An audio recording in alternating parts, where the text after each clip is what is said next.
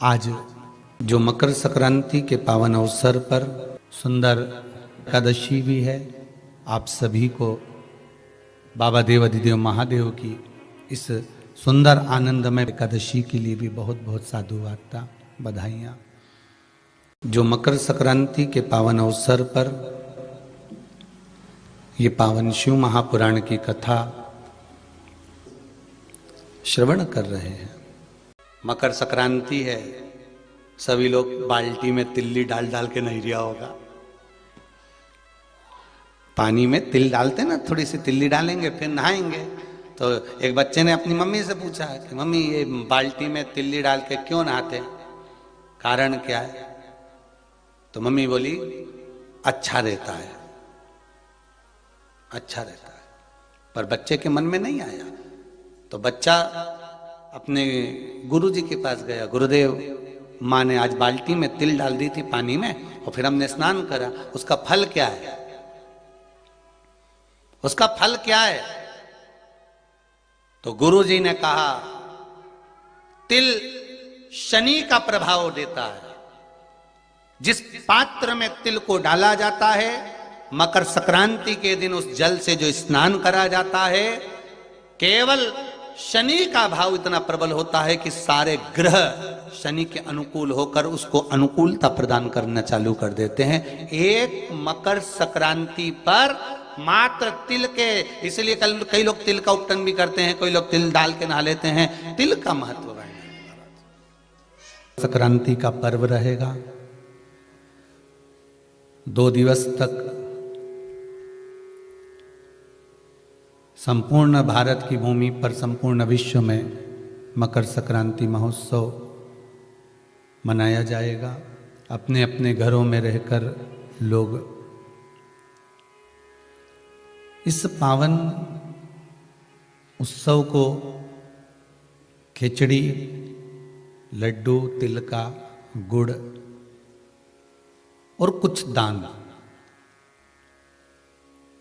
और उसमें भी सबसे मूल दान है भगवान की भक्ति का दान, अर्थात भगवान के भजन का दान, स्मरण का दान। आप दान करो, मना नहीं है, परंतु ये प्लास्टिक की चाय की चलनी और आटा छानने की चलनी और प्लास्टिक के बर्तन और ये सब चीज़ें दान करना करो, आपका मन हो तो, हमारे की तरफ से कोई मना नहीं हो।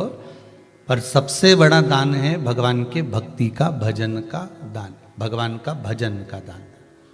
राम नाम, कृष्ण नाम, शिव नाम। प्रयास करिए मकर राशि के अंतर्गत जब सूर्य प्रवेश करे और आप जब मकर का स्नान करें और मकर संक्रांति पर्व का जब आप स्नान करें तो भगवान की अविरल भक्ति आपके भीतर समाहित हो।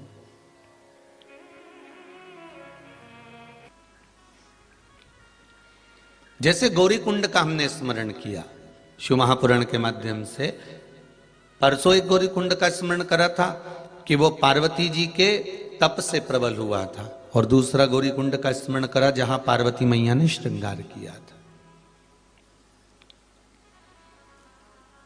एक सुंदर संवाद शिव महापुराण के अंतर्गत आता है कि आप जिस जगह पर श्रृंगार कर रहे होते हैं या नारी जिस जगह पर तैयार हो रही होती है या श्रृंगारित हो रही होती है, जरा विचार करिएगा। माँ जगतजननी जगदम्बा माता पार्वती जहां श्रृंगार करने गई है, ऐसे स्थान पर पहुंची है जहां कोई आ नहीं सकता।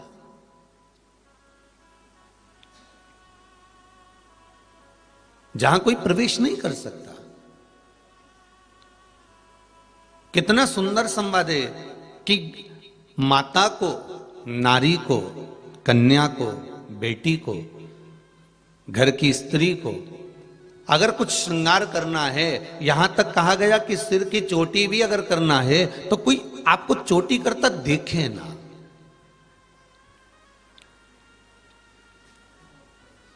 आपके श्रृंगार करते हुए किसी को आपका दर्शन ना हो। उस समय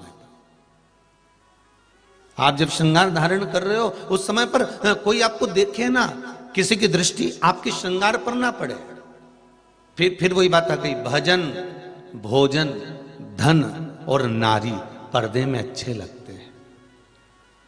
भजन हो, जैसे साधु संत सन्यासी तपस्वी साधक अपने एक वस्त्र के अंतर्गत, एक झोली के अंतर्गत जैसे भजन करते हैं गौमुखी के अंतर्गत या एकांत में बैठकर,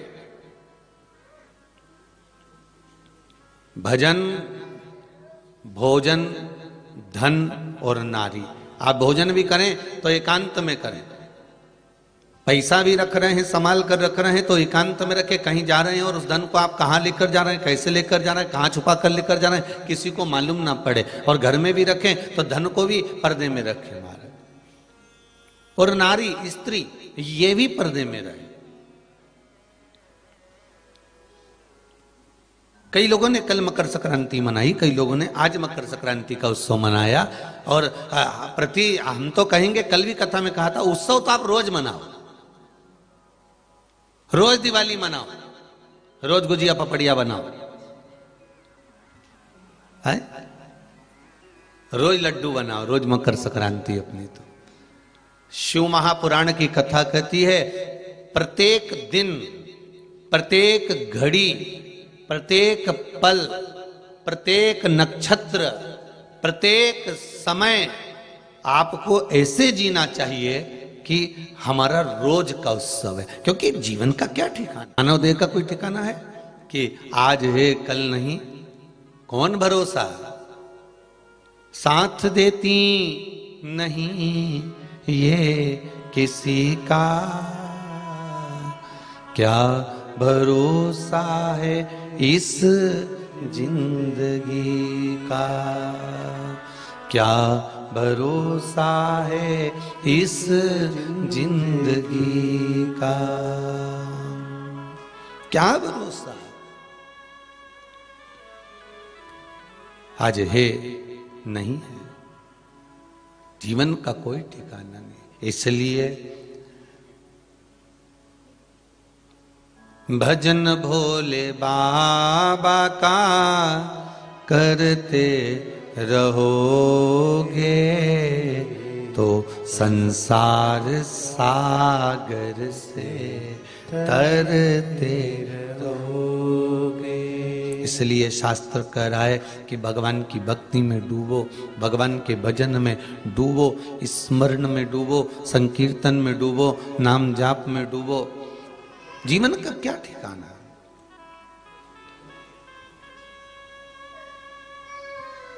कोई किसी का मीत नहीं है संसार में। खरगोन की कथा में कहा था कि आप जो भगवान की भक्ति में डूबे हुए हो, भगवान के स्मरण में डूबे हुए हो, मंत्र जाप में डूबे हुए हो, नाम जाप में डूबे हुए हो, नाम कीर्तन में डूबे हुए हो, भगवान की अविरल भक्ति में आप जो डूबे हुए हो, वो समय आपका है। वो समय किसी दूसरे का नहीं है, वो समय आपका है। मैं तीनों परिवारों को, मंगल परिवार हो, गुप्ता परिवार हो, चाहे शर्मा परिवार हो, तीनों से कहूंगा, आपने अपनी जिंदगी में भले सारा समय निकाला होगा, परिवार को, कुटुंब को, कबीले को, नातों को, रिश्तों को, सबको साधा होगा, पर जो समय आपने 7 दिवस का इस पावन शिव महापुराण को दिया है और अपना समय देकर अपने समय को संवार लिया है। घड़ी की दुकान पर घड़ी लेकर पहुंचे हो सही करवाने के लिए, कपड़े की दुकान पर जाते तो घड़ी सही नहीं होती, सोने की दुकान पर जाते तो घड़ी सही नहीं होती, लोहे की दुकान पर जाते तो घड़ी सही नहीं होती, पर घड़ी की दुकान पर घड़ी लेकर पहुंचे हो, इसलिए घड़ी ठीक हो जाएगी। ये विश्वास मानिए। थोड़ा समय जरूर लगता है, थोड़ा समय जरूर लगेगा, पर भरोसो दृढ़ इन चरणन करो, श्री वल्लभ नक चंद्र छटाविन सब जग माही अंधेरो। आपका भरोसा अगर प्रबल है, भक्ति अगर प्रबल है, विश्वास अगर दृढ़ है, तो भगवान मिलेगा, ये पक्का है। कार्य सिद्ध होगा, ये पक्का है। कई लोग कहते हैं गुरुजी आप इतना इतना बड़ा बड़ी बात कर देते हो कि 3 महीने में बाबा वापस बुला लेगा। 3 महीना। शिव महापुराण की कथा भी तो कह रही है, त्रिगुणाकार प्रभु, त्रिकालदर्शी, त्रिनेत्रधारी, त्रिपुंडधारी, त्रिशूलधारी, तो उसके लिए 3 महीना ही भारी, बस बहुत है, उतना ही बहुत है। और जितने ये बहुत सारे लेटर आए आज, तो कल बोला था आज पहुंच गए हैं? ये बहुत सारे पत्र हैं। इसमें कई पत्रों में बड़ी बड़ी सुंदर सुंदर बातें लिखी हैं महाराज जी।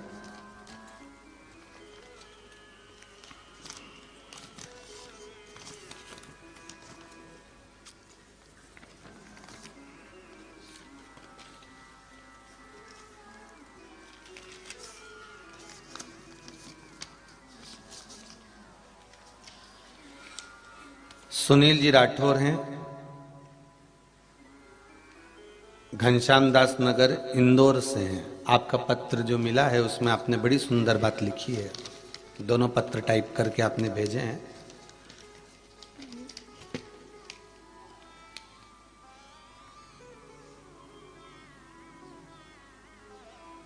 गुरुदेव, शिव महापुराण की कथा जब से सुनना प्रारंभ करा है,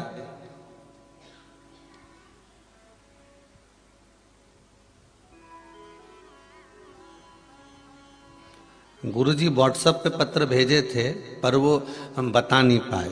फिर हमने मैसेज भी करा, वो भी कनकेश्वरी ग्राउंड में जब कथा थी जब भी हमने बोला, पर हमारे बात नहीं हो पाई, इसलिए हमने पत्र डाक द्वारा भेज दिया। इस पत्र को आप तक पहुंच गया भैया। ओ सुनील जी राठौर जी, आपका पत्र पहुंच गया। आपने लिखा है, क्या मृत्यु के पश्चात देहदान कर सकते हैं? शिव महापुराण की कथा कहती है, जीते जीवी प्रयास करिए कि इस देह से किसी का बुरा ना हो, लोगों का भला ही हो। और मरने के बाद भी आपकी देह से अगर किसी का भला हो रहा है तो आप दान कर सकते हो, मना नहीं है। आपने पत्र में लिखा है, क्या मृत्यु के बाद में देहदान कर सकता हूं? क्यों नहीं कर सकते? जीते जीवित शरीर से अगर किसी का भला हो रहा है, अगर जीते जीवित शरीर से किसी का भला हो रहा है तो जरूर करना। इस शरीर से किसी का बुरा मत करना। और मृत्यु के बाद भी अगर मैं देना तो करो, कोई दिक्कत नहीं। अगर किसी का भला होता है तो, किसी का अगर भला हो रहा है तो आप कर दीजिए। कई लोग कहते हैं महाराज जी वो नेत्र दान करते हैं, तो लोगों ने भ्रम फैला दिया कि साहब हम नेत्र दान कर देंगे तो अगला जन्म होगा तो अंधे बन के पैदा होंगे। हे भगवान,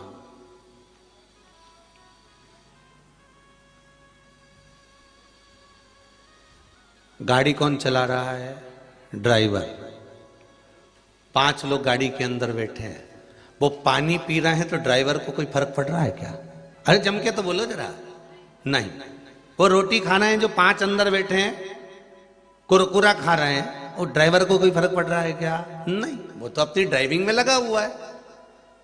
अब तुम चाहे रोटी खाओ, चाहे तुम पानी पियो, चाहे तुम हंसी मजाक करो, चाहे तुम ठिठोली करो, चाहे तुम गाड़ी में बैठकर चाय पियो, ड्राइवर अपनी ड्राइविंग में लगा हुआ है। उसको कोई फर्क नहीं पड़ता कि अंदर कौन बैठा है, क्या कर रहा है, क्या नहीं कर रहा है। वो तो बस अपनी मस्ती में ड्राइविंग कर रहा है। उसी तरह ये आत्मा ड्राइवर है। शरीर की इंद्रियां क्या कर रही हैं उसको कोई फर्क नहीं पड़ता। तुम्हारे मरने के बाद तुम्हारी नेत्र किसको लगाया जा रहा है, ये आत्मा से फर्क नहीं पड़ता कि अगला जन्म तुम्हारा अंधा होगा।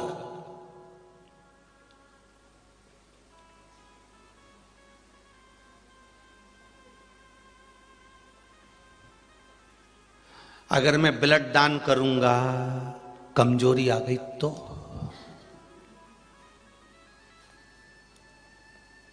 ये फिर वही बात आ गई। ड्राइवर के ऊपर कोई फर्क नहीं पड़ता, आत्मा के ऊपर कोई फर्क नहीं पड़ता।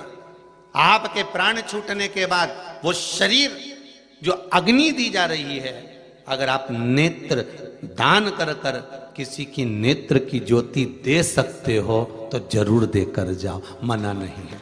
कुछ कर्म ऐसा कर कर जाइए अपने जीवन में, कोई जरूरी नहीं।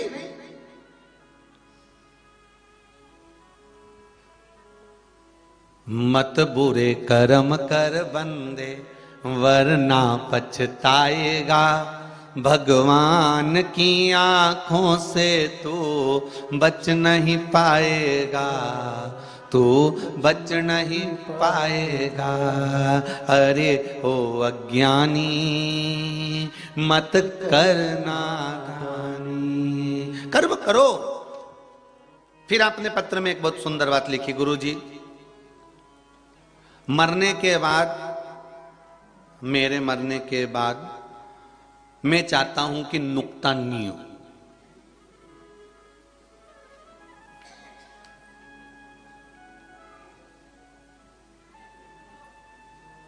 तुम्हारी प्रॉपर्टी का भी तो नुक्ता होगा।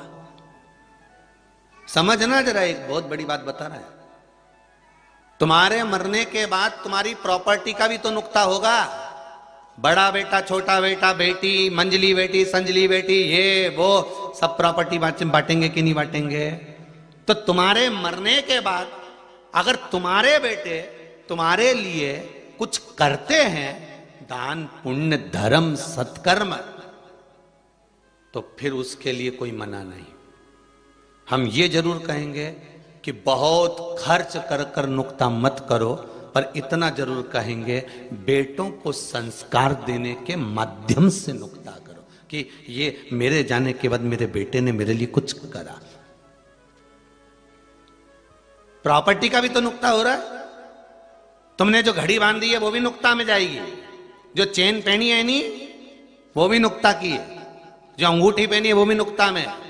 और नुक्ता वो वाला नुक्ता कौन सा रहेगा? प्रॉपर्टी का नुक्ता, जमीन जायदाद का नुक्ता, सोना चांदी का नुक्ता। ये दूसरों को नहीं मिलेगा, ये परिवार वाले नुक्ता करेंगे। हम ये नहीं कहेंगे कि आप ढेर लोगों को 1000, 500, 2000, 25,000, 50,000 लोगों को इकट्ठा करो। हम तो इतना कहेंगे कि हाँ, प्राण छूटने के बाद बेटों का कर्तव्य है कि पिंडदान करे, तर्पण करे, तिलांजलि करे, सैया करे, गौदान करे, अन्नदान करे, वस्त्रदान करे, मुद्रा दान करे, स्वर्ण दान करे। ये उसकी मर्जी है, क्योंकि गरुड़ पुराण के अंतर्गत लिखा हुआ है।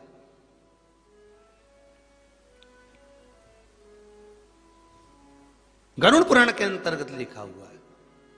तो हम ये भी कहेंगे कि आपकी मर्जी है कि मैं चाहता हूं कि मेरे मरने के बाद नुक्ता नहीं हो, नुक्ता नहीं करें, तो ये आपकी मर्जी है। पर बच्चे लोग पिंडदान, तर्पण, तिलांजलि ये जरूर करें। और जो बन सके शरीर से, हम तो फिर कहेंगे जीते जी एकादशी का व्रत करो, जीते जी सैयादान करो, जीते जी आप व्रत करो, जीते जी अन्नदान, वस्त्रदान, मुद्रादान, स्वर्णदान, सारे दान जीते जी करो। मरने के बाद की कोई गारंटी नहीं है कि बच्चे करेंगे कि नहीं करेंगे। अपने हाथ से कर्म करते हुए चलो।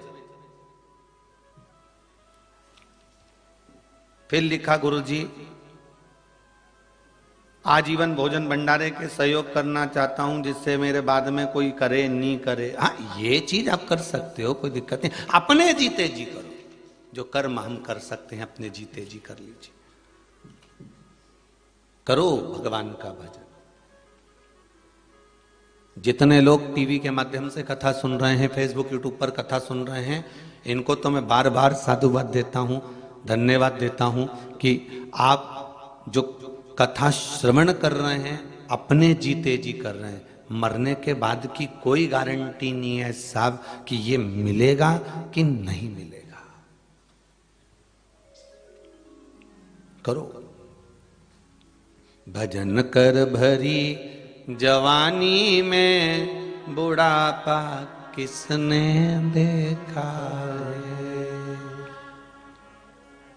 गंगा नाले भरी जवानी में, बुढ़ापा में हापड़ी जाएगी।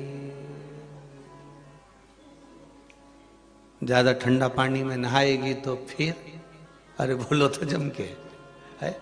अब तुम के अब बुढ़ापा आ गया, विचार करा कि भाई एक काम करे, थोड़ा सा ये बुढ़ापे में गंगा नहाने चले जाऊं, तो चले भले जाओगे, मना नहीं है। तुम्हारे गंगा जाने जाओगे बड़े दिल से जाओगे और नहाकर भी आओगे, पर आने के बाद मालूम पड़े शरीर में कष्ट हो जाए, कहीं तकलीफ उत्पन्न हो जाए, हापड़ी चलने लगे, दम चलने लगे, सांस चलने लगे, और बहू से के बेटा, तो बहू क्या कहेगी, पहले तो चली गई हरिद्वार, वो भी मकर नहाने ठंड में। कौन ने कही थी?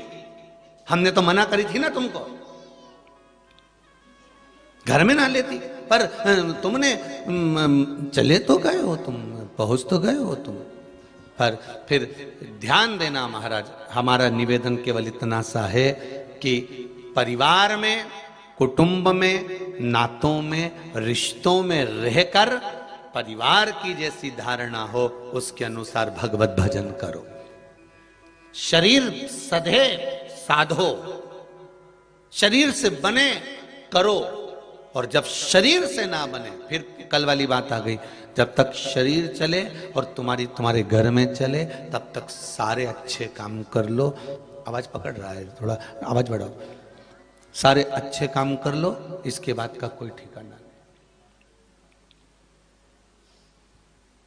जितने अच्छे काम कर सकते हो करो। और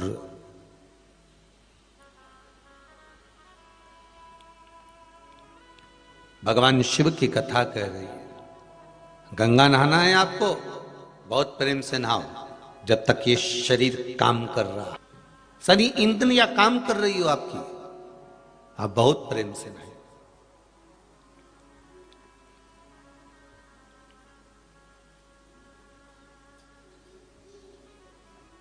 श्वास रुक जाएगी चलते चलते, क्षमा बुझ जाएगी जलते जलते, दम निकल जाएगा रोशनी का, क्या भरोसा है इस जिंदगी का।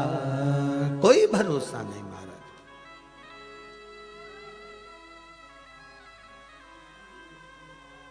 कोई भरोसा नहीं। थोड़ा सा कर्म अच्छा करिए,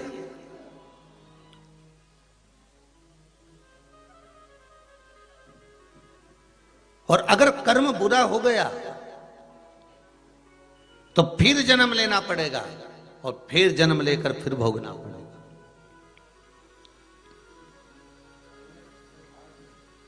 गंगा की कथा कर रही है, शिव महापुराण की कथा कर रही है। महाराज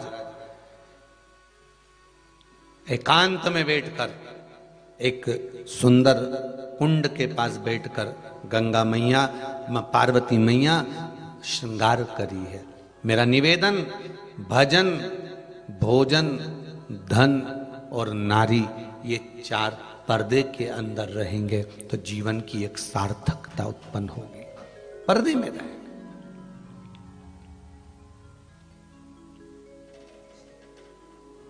बहू सोचे मैं पर्दा करूंगी तो सास का सम्मान होगा, या सास सोचे कि मैं पर्दा करूंगी तो गांव का सम्मान। पर्दा मतलब ध्यान रखना, सिर पे पल्लू, मस्तक पर ये जो पल्लू होता है ये केवल आदर का भाव जताता है, पर साथ में दो चीजें करता है। एक, हमारे मस्तक पर हमारे पूर्वजों का आशीर्वाद बना रहता है।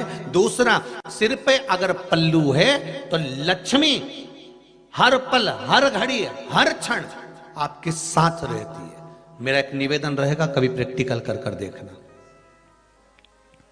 आपको लगे कि सियोर वाला महाराज कहीं झूठ बोल रहा हो तो एक प्रैक्टिकल जरूर करके देखना।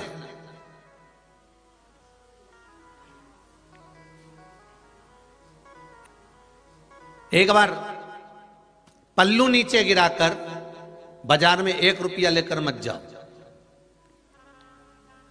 और अगर सिर पे पल्लू डालकर एक बार प्रयास करना कि मर्यादित तरह से सिर पर पल्लू लेकर 1 रुपया भी बाजार में लेकर नहीं गए और कोई चीज आप खरीद कर लेकर आए हो, तो वो जिसकी दुकान से आपने सामान खरीदा भले वो पहचानता नहीं है, पर मर्यादा का फल देखिएगा कि सिर पर अगर पल्लू रहता है तो लक्ष्मी कहीं से भी किसी रूप में भी व्यवस्था करवा देती है।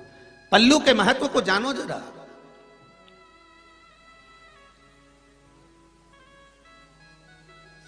बहुएं सोचे कि हमारे पल्लू रखने से सास बार बार कहती है कि पल्लू रखो पल्लू रखो पल्लू रखो, तो सास का कोई फायदा होगा? सास का कोई फायदा नहीं तुम्हारे पल्लू रखने से।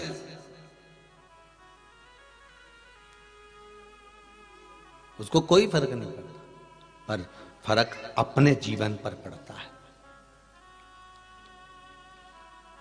आप अगर एक लोटा पानी चढ़ा रहे हो ना शिव जी को, आप अगर एक फूल चढ़ा रहे हो या एक बेलपत्री चढ़ा रहे हो, चढ़ी चढ़ाई बेलपत्री को उठाकर भी अगर आप शंकर भगवान पर चढ़ा रहे हो, अगर एक पुष्प भी शिव जी को चढ़ाया जा रहा है, एक लोटा पानी भी अगर शंकर जी को चढ़ाया जा रहा है, एक जल का पात्र शिव जी को अगर समर्पित कर रहे हो, तो ये भले तुम्हें आज कुछ मिला कि नहीं मिला पता नहीं, पर यह पक्का है कि इस जल के पात्र की गणना भगवान के पास रहेगी और वो फल तुमको प्राप्त जरूर होगा।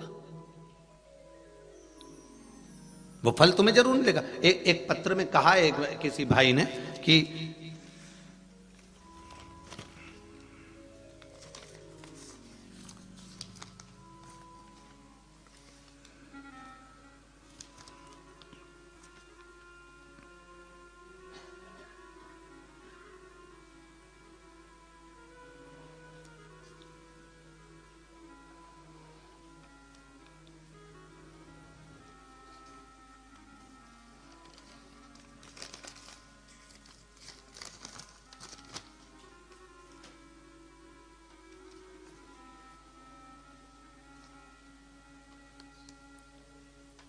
नाम है शरणम जोशी,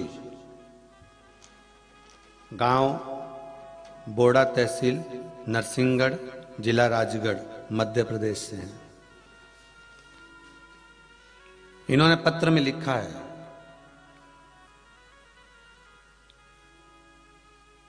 " 2020 में मेरी शादी हुई थी। शादी में 4 महीने बाद मेरी पत्नी शिखा जोशी अचानक बहुत बीमार हो गई। इतनी बीमार हो गई कि पूरे 3 माह तक बिस्तर पर पलंग पर ही रही, उठ नहीं पाई। हमें बीमारी का पता नहीं चला और वह बीमारी बढ़ती चली गई। पलंग से वो उठ नहीं पाई। सारे डॉक्टरों को दिखाया, यहां तक कि हम अहमदाबाद तक लेकर चले गए। पत्र लिख रहा है। बड़े से बड़े डॉक्टरों को दिखाने के बाद भी बीमारी का पता नहीं चला और वो बेड से उठ नहीं पाई। तब शिव महापुराण की कथा श्रवण करी है।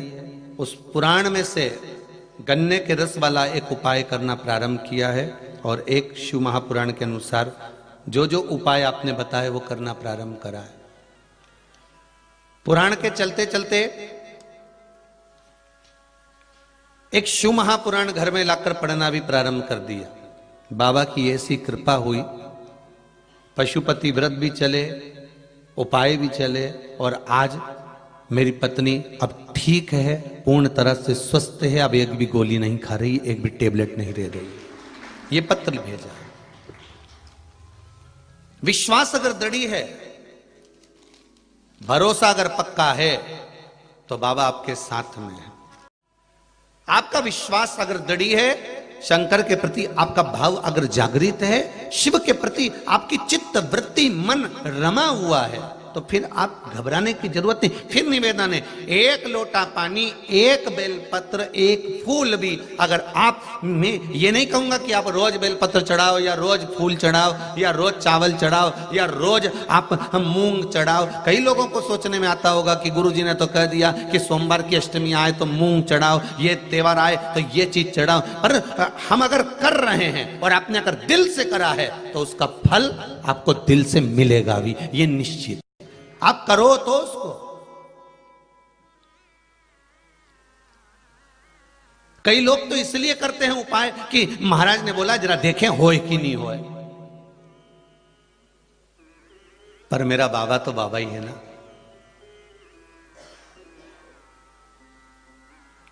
गेहूं का दाना या बीज जमीन में उल्टा फेंक लो चाहे सीधा फेंक लो, फसल तो ऊपर ही आएगी कि नीचे घुस जाएगी? अरे बोलो तो जम के, ऊपर आएगी कि नीचे आएगी? है ऊपर ही आएगी ना, नीचे तो नहीं जाने वाली। आना तो ऊपर ही है। अब किसको मालूम कि जमीन के अंदर जो मक्का का बीजा डाला है या गेहूं डाला है या बाजरा डाला वो उल्टा गया कि सीधा गया। राम नाम तुमने कैसे बोला, चाहे कपट से बोला हो, चाहे छल से बोला हो, चाहे बेईमानी से बोला हो, चाहे प्रपंच से बोला हो, चाहे भगवत स्मरण से बोला हो, फल तो देगा ना, बीज उगेगा ना, फसल तो आएगी ना, और फसल का पौधा आएगा तो ऊपर ही। उसी तरह तुम कैसे भी राम भज लो, कैसे भी कृष्ण भज लो, कैसे भी शिव भज लो, कैसे भी तुम उपाय कर लो, किसी भी रूप में कर लो, भले तुम परीक्षा लेने के लिए कर रहे हो कि हम परीक्षा लेते हैं, हम देखें जरा होए कि नहीं होए, तो भी होगा।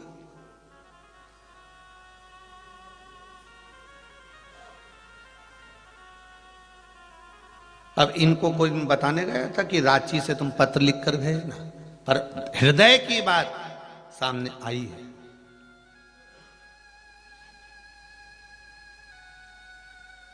महाराज अब दिल से अगर भगवान को भज रहे हो, एक लोटा पानी भी अगर दिल से चढ़ा रहे हो, हम तो कहेंगे बिल्कुल हृदय से, और अगर पानी भी नहीं चढ़ा सक रहे हो, ना बेलपत्र चढ़ा सकते हो, ना आप चावल चढ़ा सकते हो, ना पुष्प चढ़ा सकते हो, ना आप शमी पत्र चढ़ा सकते हो, ना आप धतूरा चढ़ा सकते हो, तो शिव मंदिर में जाकर दिल से उससे एक बार मिलकर तो आओ, बात कर कर देखो।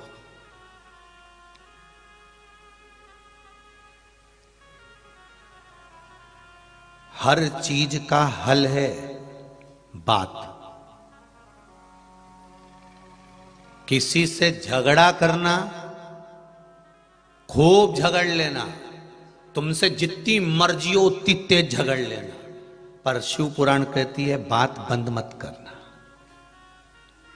बात बंद मत करना। एक पति पत्नी में झगड़ा हो गया, वो दोनों एक दूसरे से बात नहीं करे, 3 महीना हो गया, बात भले नहीं करे पर दोनों एक दूसरे का काम जरूर करे। सुबेरे पत्नी उठे 7 बजे, चाय बना के टेबल पे रख दे, बोलते नहीं दोनों। पति ऑफिस जा रहा है, वो टिफिन बना के रख दे, बातचीत बंद है। ये कपड़े पटक कर जाए, पत्नी उसको धो दे। पति भी बात भले ना करे, ऑफिस से आता, किराने का सारा सामान लिया था, सब्जी लिया था, देख लेता इसके मोबाइल में बैलेंस 1 महीना हो चुका है, खत्म हो चुका है, तो उसके ध्यान में था बैलेंस डलवा दे। बच्चों को क्या सामान चाहिए, पति बिना बोले लेकर आ जाता। दोनों बात नहीं कर रहे हैं, दोनों बात नहीं कर रहे। अब आज ऑफिस में सर ने कहा तुमको सुबह 6 बजे आना है, तुम 10 बजे आते हो, कल तुम्हें सुबह 6 बजे आना है। अब पति ने मन में सोचा अब जगाएगा कौन, किससे कहूं, इसको बोल देता था पहले तो ये जगा देती थी, और अब मैं बात कर नहीं रहा हूं, और उपत के करूंगा तो ये माथे आएगी, तो मैं काहे को उपत के करूं। अच्छा सब बड़ी अटारी के, मतलब सब बड़ी बड़ी ऊंची ऊंची अटारी के लोग हैं संसार में। पति सोचे मैं बड़ी अटारी का, पत्नी सोचे मैं बड़ी अटारी की, सास सोचे मैं बड़ी अटारी की, ससुरा सोचे मैं बड़ी अटारी का, नाना जी सोचे मैं, मामा जी सोचे मैं, सब बड़ी अटारी के, ऊंचे ऊंचे महल के हैं, कोई झुकने को तैयार नहीं, अपनी अटारी से नीचे आने को तैयार। अब इसने एक पर्ची लिखी और उस पर्ची में लिख दिया कि मेरे को सुबह ऑफिस 6 बजे जाना है, प्लीज मुझे जगा देना। पर्ची पलंग पे रख दी, पत्नी आई, उसने पढ़ा, पढ़ने के बाद सो गई। आज ये 9 बजे उठी, पति भी नहीं उठा, वो भी उठते से, पत्नी 9 बजे उठी, ये 9:30 बजे उठा। जो उठा टाइम देखा, अरे 9:30, मुझे तो 6 बजे जगना था, और मैंने लिखा था। उसने भी एक पर्ची रख दी थी,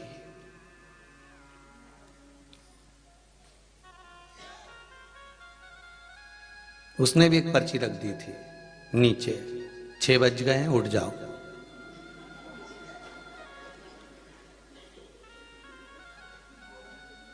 वो भी नहीं बोल रही थी, तूने पर्ची लिख के रखी कि मुझे 6 बजे जगा देना, तो उसने भी लिख दी।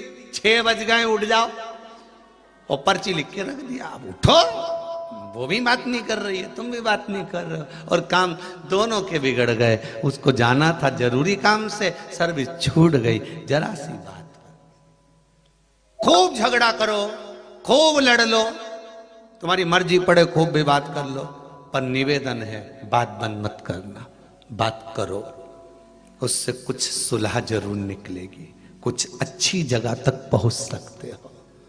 अगर बात नहीं करोगे तो 4 लोग उधर भी मिलेंगे, 4 इधर भी मिलेंगे, वो केवल हरी मिर्ची काट काट के पोहे में बघार लगाएंगे। कोई कोई मीठी नीम भी डाल सकता है, पोहा है, एक पोहा तो एक उपमा, दोनों है। बात अगर बंद हो जाएगी तो कई लोग किसी ना किसी रूप में तुम्हें बघार लगाना चालू कर देंगे, कुछ ना कुछ बोलना। तो निवेदन का आप कुछ भी करो, बात बंद ना करिए, बात चालू रखिए। अगर आप शिव जी को 1 लोटा पानी नहीं चढ़ा सकते, जल नहीं चढ़ा सकते, बेलपत्र नहीं चढ़ा सकते, भगवान के लिए आप कोई नियम धर्म धारण नहीं कर सकते, तो शिव मंदिर में जाकर शंकर से बात ही तो कर लो, थोड़ा बैठ के बोलो, तो शंकर से कुछ कहो। तो आप जब शिव से कुछ कहोगे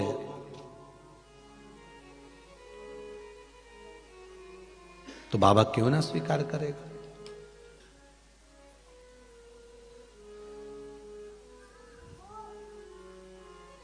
शिव महापुराण की कथा कर रही है। बाबा,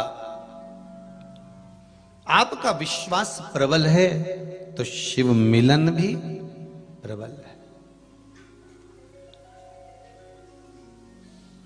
महाराज, एक सुंदर, एक बार भगवान शिव ओघड़दानी तरकादर्शी कैलाशी शिव भगवान शंकर विराजमान थे कैलाश पर्वत पर।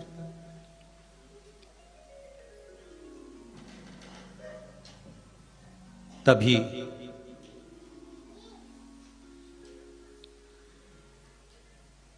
भगवान शिव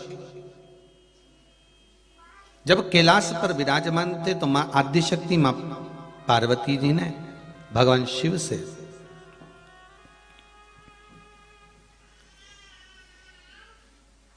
एक निवेदन करा, प्रभु ये ब्रह्मा जी द्वारा जो निर्मित है, ये सृष्टि खंड, जो सृष्टि की रचना ब्रह्मा जी कर रहे हैं, क्या इस सृष्टि खंड के अंतर्गत जहां ब्रह्मदेव सृष्टि की रचना कर रहे हैं, उस सृष्टि के अंतर्गत जो वसु है उसने एक सुंदर यज्ञ का आयोजन रखा है। भोलेनाथ जी, सारे देवता जा रहे हैं, थोड़ा प्रेशर बढ़ाइए भाई, सारे देवता जा रहे हैं तो हमारा भी तो फर्ज है कि हम भी चलें उस पावन यज्ञ की ओर। एक बात अपने जीवन में उतार कर रखिएगा, अपने जीवन में साध कर रखिएगा कि किसी के यहां अगर कोई गलत कर्म हो रहा है तो भले आप ना जाएं, पर किसी के यहां अगर सत्कर्म हो रहा है और आपको अगर सूचना है तो जरूर जाएं।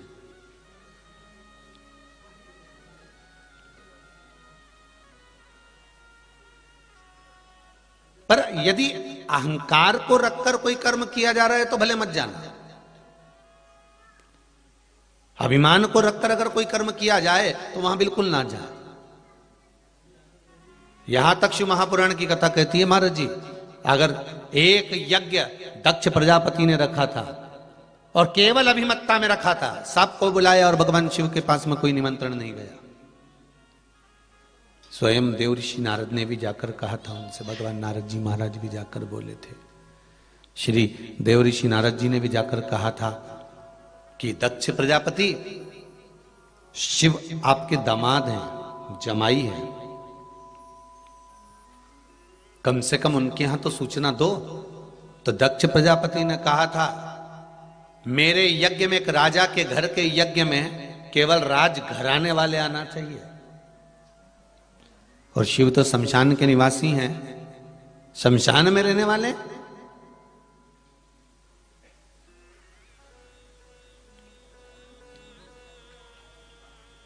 मैं नहीं चाहता कि शंकर यहां आए। अब ये अभिमान, अहंकार, अभिमत्ता दिखाने के लिए तो कहीं ये यज्ञ नहीं रखा।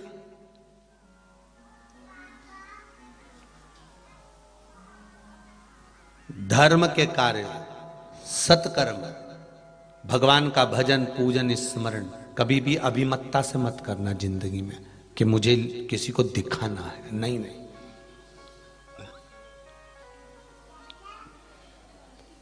धर्म के कार्य में दिखावा नहीं होना चाहिए। एक दान, भजन, स्मरण, प्रभु चर्चा, ये दिखावे में नहीं होना चाहिए। आप किसी को अगर एक मालूम पड़े, अगर एक अन्न का दाना भी दे रहे हो, अगर किसी को आप भोजन करा रहे हो, तो ये बोल कर नहीं कि मैंने इसको 5 दिन पहले भोजन कराया था, मैंने 15 दिन से इनको खिला रहा हूं, 8 दिन हो गए इनको खिलाते खिलाते, 14 दिन हो गए इनको खिलाते खिलाते, ये हमको कहना नहीं है। आप जब सत्कर्म करते रहोगे, आप जब दान करते रहोगे, आप जब पुण्य करते रहोगे, आप जब कुछ प्रबल कर्म करते रहोगे, तो दुनिया की दृष्टि में तो वैसे ही आ जाओगे।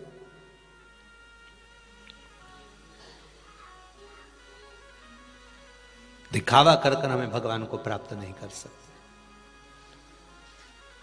और अगर हो सकता है कि कोई आपको दिखावे से मिल भी जाए, पर ये शिव महापुराण की कथा कहती है कि मेरा शंकर आपके दिखावे से कभी प्रसन्न नहीं हो सकता।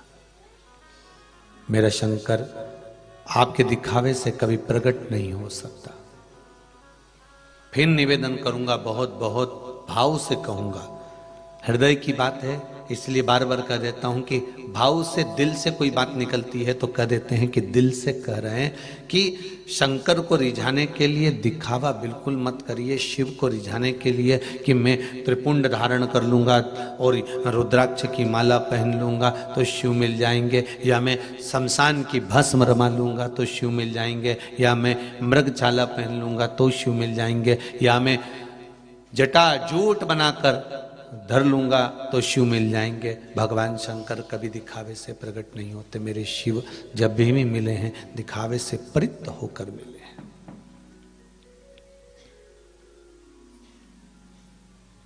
उज्जैनी की कथा, भगवान महाकाल राजा के उस समय पर जो राज्य था राजा का, उस समय पर जो राजा विराजमान थे, एक छोटा सा बच्चा अपनी मां, जो मां बेधव्य थी, पिता नहीं था उस बालक का, पहले कथाओं में वर्णन किया है। छोटा सा बच्चा भगवान शिव के मंदिर में जाता है, स्मरण करता है, संकीर्तन करता है, दान करता है, पुण्य करता है, मां से पूछता है कि शिव की भक्ति कैसे प्राप्त हो। मां ने कह दिया, एक शिवलिंग का निर्माण कर कर, उसका पूजन कर कर, उसका भजन कर कर, उसी से सुख की प्राप्ति उत्पन्न हो सकती है। और वो बच्चा, वो बालक शिव भक्ति में रम गया। अब वो बालक ना तो शंकर भगवान का अभिषेक जानता था, ना वो बालक शिव जी का कोई पाठ जानता था, ना वो बालक शंकर की पूजन कैसे होती है वो भी नहीं जानता था। ना वो पाठ जानता है, ना वो पूजन जानता है, ना वो अर्चना जानता है, ना वो सेवा जानता है, ना वो आराधना जानता है। वो तो केवल एक चीज जानता है कि मेरी माँ शिव मंदिर में जाती है तो मुझे शंकर जी के मंदिर जाना है, मुझे शंकर जी का अनुमोदन करना है, मुझे शंकर जी का स्मरण करना है, मुझे शिव भगवान पर एक लोटा जल चढ़ाना है। छोटा सा बालक ना स्तुति जानता है, ना मंत्र जानता है, ना साधना जानता है, ना तप जानता है। अब बहुत सुंदर बात उठाकर देखना, प्रहलाद के चरित्र को उठाकर देखो तो वो तप साधना में डूबे थे कि नहीं डूबे थे?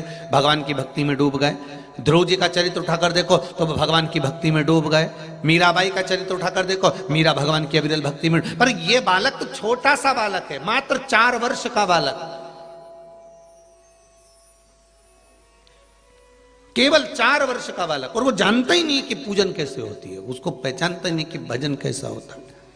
उसको तो इतना मालूम है कि माँ एक लोटा पानी लेकर जाती है, शिव जी को समर्पित करती है, शंकर भगवान पर जल समर्पित करती है, शंकर भगवान को बेलपत्र समर्पित करती है, शंकर भगवान को पुष्प समर्पित करती है। उसने भी बस इतना ही देखा था कि शंकर भगवान की भक्ति ऐसे करना चाहिए। शिव के मंदिर जाना है, एक लोटा पानी चढ़ाना है, बेलपत्र चढ़ाना है, पुष्प चढ़ाना है, अक्षत चढ़ाना है, ये उसने देखा है। और देखकर अपने भीतर भगवान की भक्ति को धारण कर लिया अपने भीतर। फिर हुआ क्या, मां क्रोध में आ गई। एक दिन भर पूजन में लगा रहता है और मां क्रोध में आई और उसने शिवलिंग उठाकर फेंक दिया।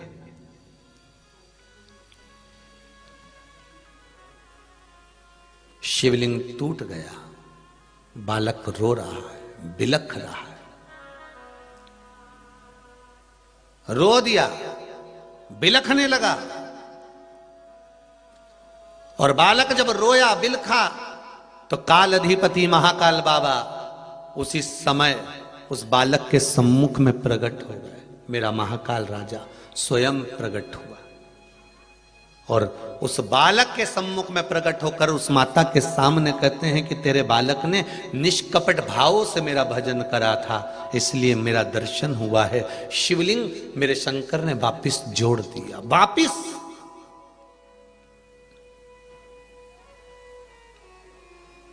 अब विचार करिए, मां मना कर रही है पर निर्मल भक्ति थी। कई घर ऐसे हैं, जितने आस्था चैनल पर कथा सुन रहे हो, फेसबुक यूट्यूब पर कथा श्रवण कर रहे हो ना, कई घर ऐसे हैं। आप पूजन करने जाओगे तो किसी घर में पति नाराज होगा, किसी घर में पति पूजन करेगा तो पत्नी नाराज होगी, किसी घर में कोई पूजन करेगा तो हो सकता है सास नाराज होगी, सास पूजन कर रही है तो बहू नाराज होगी। घर परिवार में तुम सोचो कि सब एक जैसे मिल जाए, तुम्हारे जैसे मिल जाए, कि सब पूजन करें, सब आराधना करें, सब लोटा भर भर कर पानी चढ़ाएं, तो सब एक जैसे नहीं मिल सकते।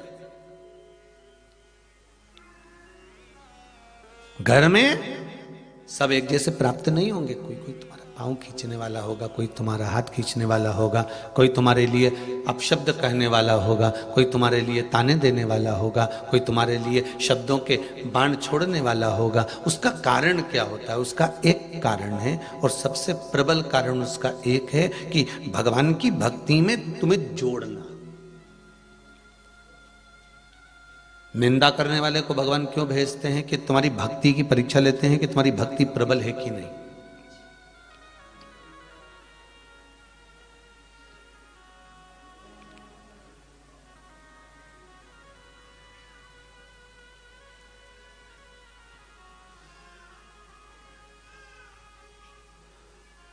एक प्रसंग आता है, पार्वती मैया ने शंकर जी से कहा, सुदामा कृष्ण का प्रिय है। सुदामा कृष्ण का प्रिय है, तो भोलेनाथ फिर आपने सुदामा का वध क्यों किया? एक प्रसंग पार्वती मैया शिव से कह रही है, बहुत बहुत ध्यान देना महाराज। सुदामा यदि कृष्ण का प्रिय है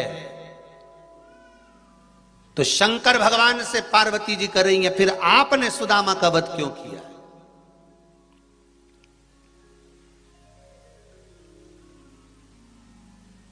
फिर आपने सुदामा का वध क्यों करा? स्कंद पुराण बड़े ध्यान से पढ़ना। स्कंद पुराण को, स्कंद पुराण में वर्णन आता है, देवी भागवत में वर्णन आता है कि भगवान कृष्ण बिरजा सखी से बात कर रहे हैं। गौलोक धाम की कथा है ये। कौन से धाम की कथा है? गौलोक धाम। जैसे बैकुंठ धाम वैसा गौलोक धाम। गौलोक धाम में बिरजा सखी से भगवान कृष्ण बात कर रहे हैं।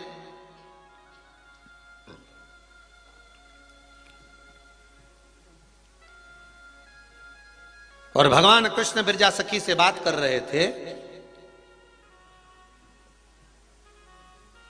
आज बिरजा सखी भगवान कृष्ण के नजदीक में बैठी हुई और बड़ी बड़ी मीठी मीठी बात कर रही है। और बिरजा सखी, और ये बिरजा सखी भगवान कृष्ण के ऊपर आसक्त है।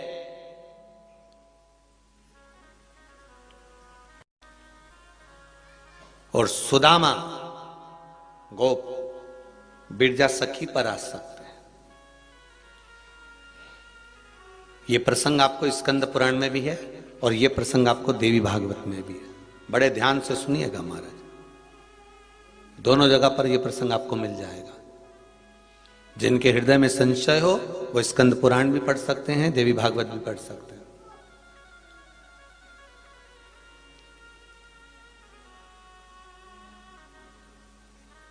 पार्वती जी का यह संवाद कि कृष्ण के प्रिय है सुदामा, तो फिर आपने वध क्यों कर दिया? कारण क्या था?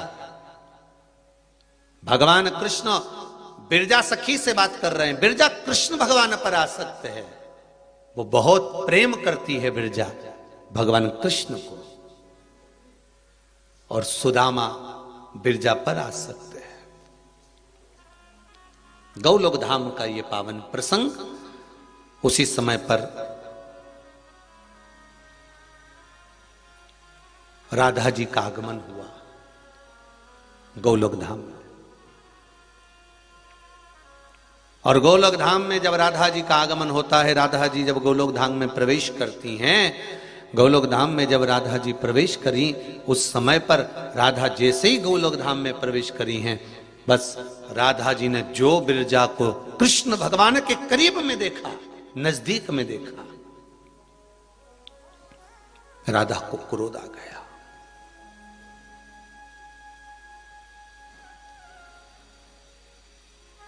राधा जी को क्रोध आया, और राधा जी को क्रोध आया तो राधा महारानी उसी समय पर क्रोध में लाल होकर बोली, रे बिरजा, तू मेरी सखी होकर तू कृष्ण के करीब में बैठी है,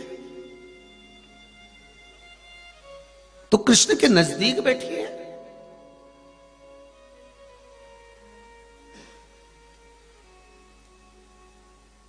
राधा जी कहती है, बिरजा मैं तुझे श्राप देती हूं, जो कृष्ण मेरे स्वामी हैं, गोलोक धाम के स्वामी भगवान कृष्ण के पास में बिरजा तू बैठी है, मैं तुझे श्राप देती हूं कि तू भूमंडल पर जाएगी, मृत्यु लोक में जाएगी। ये मेरा श्राप है तुझको।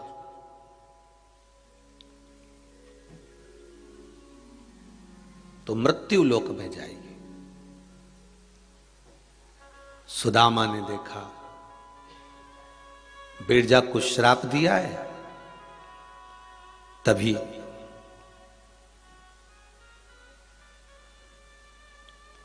सुदामा ने भी कह दिया, राधा मैं तुझे श्राप देता हूं, राधा मृत्यु लोक में तुम भी अवतरित होगी द्वापर में, और तुम्हें कृष्ण का वियोग सहन करना पड़ेगा।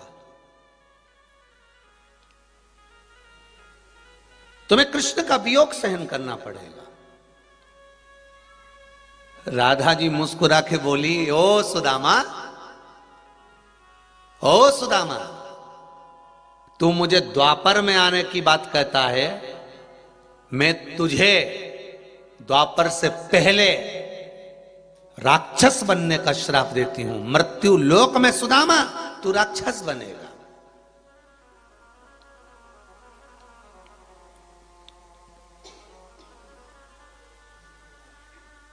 भूमंडल पर जाकर मृत्यु लोक में तू राक्षस बनेगा, मेरा श्राप है तेरे को। और वो सुदामा जो भगवान के गोलोक धाम में निवास करने वाला, भगवान कृष्ण के सखा के रूप में रहने वाला सुदामा महाराज मृत्यु लोक में आ गए, क्योंकि श्राप लगा हुआ था। मेरा श्राप है तुझको। और सुदामा दानवराज दंभ के घर में पैदा हुए, जिनका नाम शंखचूर्ण हुआ। क्या नाम पड़ा? क्या नाम पड़ा? शंखचूर्ण। और शंखचूर्ण का वध किसने करा? पहले की कथाओं को उठाकर देखिए, उसमें कहा शिव ने। शंखचूर्ण बना, और जो बिरजा सखी थी मृत्यु लोक में, भ्रमण करती हुई मृत्यु लोक में एक राजा हुए जिनका नाम था धर्मध्वज। उन धर्मध्वज के घर में एक बेटी का जन्म हुआ जिसका नाम था तुलसी।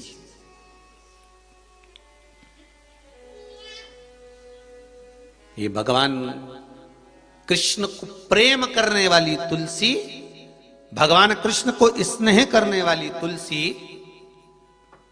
भगवान कृष्ण को अधिक स्नेह करने वाली वो विरजा सखी आज तुलसी बनकर प्रकट हो गई। धर्मध्वज नाम के राजा के घर में इनका जन्म हो गया और वो सुदामा शंखचूर्ण बन गया और शंखचूर्ण बनकर सुदामा शंखचूर्ण बनकर अपनी सत्ता को धारण करते थे, क्योंकि राक्षस घर में पैदा हुए थे। महाराज एक बार ब्रह्मा जी का तप करा इस शंखचूर्ण ने और ब्रह्मदेव से वर मांगने का चाहा। ब्रह्मा जी वर दीजिए, क्या वर चाहिए तुमको? मुझे वर दीजिए कि मेरे प्राण न छूटे। शंखचूर्ण कर रहा है, शिव महापुराण की कथा कर रही है, शंखचूर्ण कर रहा है कि मुझे वर दीजिए मेरे प्राण न छूटे।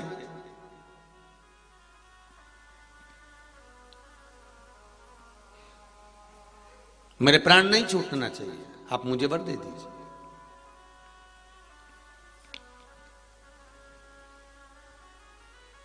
ब्रह्मा जी ने कहा देखो शंखचूर्ण, प्राण तो छूटेंगे क्योंकि मृत्यु निश्चित है, मरना तो सभी को है। बस भगवान से एक निवेदन जरूर करना, मृत्यु हर एक जीव की आना है, हर एक जीव को जाना है, पर भगवान से एक प्रार्थना करते रहना कि पलंग पर पटक कर सड़ा कर मत मारना। भगवान जैसे आपको ताजा फूल दिया जाता है, बासी फूल पटक दिया जाता है, उसी तरह मुझको भी ताजा बनाकर उठाना। फूल अगर तोड़ना, इस संसार के बगीचे से फूल अगर तोड़ रहे हो तो वो ताजा तोड़ना, सड़ा हुआ मत तोड़ना। भगवान से कहना इस संसार सागर से उठाना, पर मुझे सड़ा कर मत उठाना। पलंग पर पटक दिया, सड़ रहा है, शरीर गल रहा है। बहुएं भी 4 बार गजेंद्र मोक्ष सुना दी, गीता जी का पाठ सुना दी कि डुकरिया अब जाए, माता जी के प्राण अब छूट जाए, नी छूट रहे। 4 बार एकादशी दे दी, 5 बार गंगा जल पिला दिया, 14 बार नीचे सुला दिया, फिर भी डोकरी जिंदा की जिंदा ही है।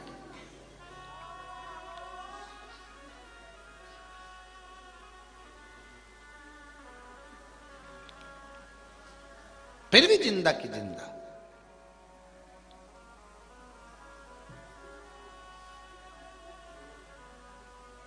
अब घर के लोग कह रहे हैं गुरुजी कोई ऐसा उपाय नहीं मिल जाए जिससे मुक्ति मिल जाए? तो गुरुजी तो बता देगा कि उपाय मिल जाए। एक ही तो उपाय है कि पाप जो करा हुआ है इसको काटो, भगवान के भजन से काटो, काटो इसको। श्री शिवाय नमस्तुभ्यं, श्री शिवाय नमस्तुभ्यं, श्री शिवाय नमस्तुभ्यं। काटो इसको, ये कर्म कटे। पुराना जो करा है इसको काटना है। भगवान के मंदिर जाने पर, भजन करने पर, कीर्तन करने पर, मंत्र जाप करने पर, स्मरण करने पर, किसी कुंड में, बावड़ी में, अच्छे सरोवर में स्नान करने पर, गुरु के दरवाजे जाने पर, गुरु का दर्शन कर लेने पर, भगवान का दर्शन कर लेने पर, माता पिता के चरणों को नमन कर लेने पर क्या मिलता है? क्या प्राप्त होता है? क्या मिलेगा हमको? तो शिव महापुराण की कथा कहती है कि गुरु के दरवाजे जाने पर, भगवान के दरवाजे जाने पर, माता पिता को नमन करने पर, परमात्मा के चरणों को धोख लगाने पर, या किसी तीर्थ में जाने पर, किसी कुंड सरोवर बावड़ी में स्नान करने पर क्या मिलता है? तो कहा पूर्व का किया हुआ कर्म जो बेकार है वो कट जाता है और पुण्य कर्म बढ़ जाता है, जिससे हमारे संकट टल जाते हैं।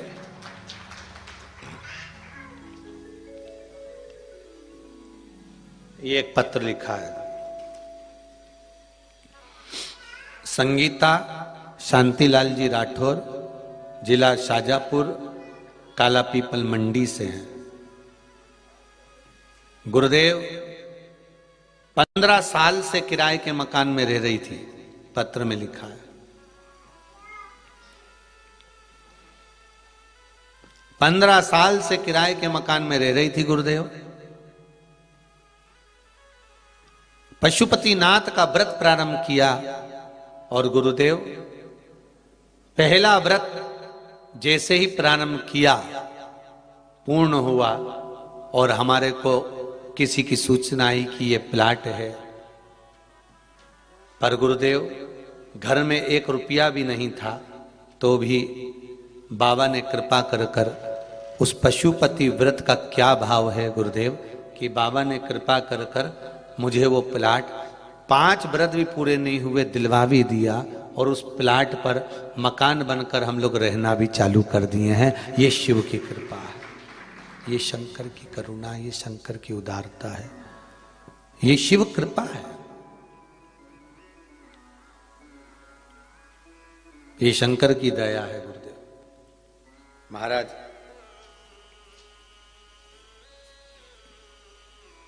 एक पत्र और है, निशा संदीप नामदेव जस बवड़िया से। हम बहुत बहुत आभारी हैं गुरुदेव। हमारा निवेदन है, आभार व्यक्त करना है तो भोलेनाथ जी का करो, क्योंकि गुरु जी कुछ नहीं करता, करता सब भोलेनाथ जी ही है। आभार अगर करना है, बहुत बहुत आभारी हैं।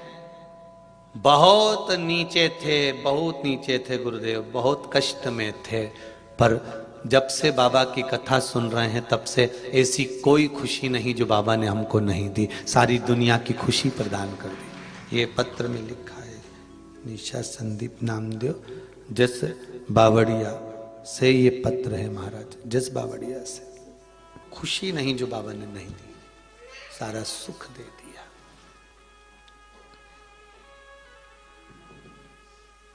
जीवन का सब आनंद, जीवन का सब सुख शिव दे सकता है। आप भरोसा रखकर, विश्वास रखकर, दृढ़ता रखकर भगवान से निवेदन करेंगे, भगवान से कहेंगे तो भगवान देगा। क्यों ना देगा? शिव महापुराण की कथा कर रही है।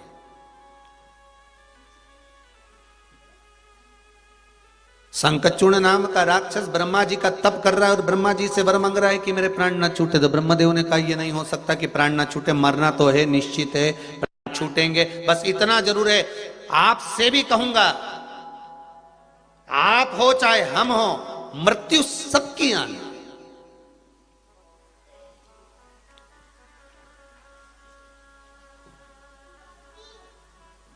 मृत्यु सबकी आना है। बस निवेदन भगवान से करना कि हमको पलंग पर मत पटकना, हमें किसी रोग, हमें किसी बीमारी में मत पटक देना। आजकल का जो खान पान है ना भाई, आजकल का जो खान पान है ये कोई शुद्ध खान पान नहीं है। सब चीज नकली मिल रही है संसार में, सब कुछ नकली। हम तो कहेंगे पूरे संसार में सब कुछ नकली है, केवल एक ही असली है, भगवान का नाम।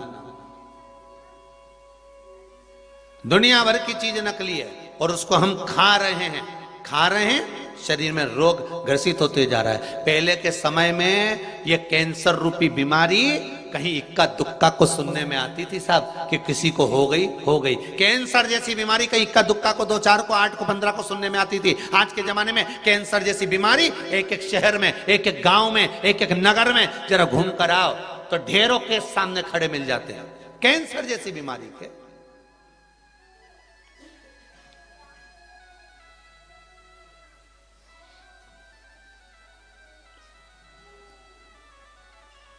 एक एक गांव में घूमो साहब, छोटे से छोटे गांव में, नगर में आप जाकर तो देखो, से कैंसर जैसी बीमारी तो लोगों को ऐसी होने लगी जैसे लोगों को बुखार होता था।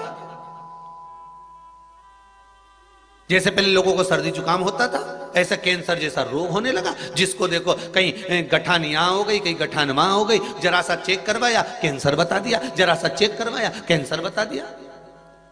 कारण क्या है? लीवर, किडनी, ये क्या पहले नहीं होती थी? क्या पहले पहले भगवान सबको स्वस्थ रखता था? उसका कारण यह था कि सात्विक भोजन मिलता था, अच्छा भोजन मिलता था। और बेचने वाला व्यक्ति भी 50 बार पूछता था, साहब ये मैं सामान किसी को दूंगा तो उसको तकलीफ तो नहीं होगी, उसको कष्ट तो नहीं होगा, उसको बीमारी तो नहीं होगी, तब बेचता था। आज के जमाने में तो व्यक्ति को मालूम है कि ये नकली है और ये नकली का फल ये प्राप्त होगा,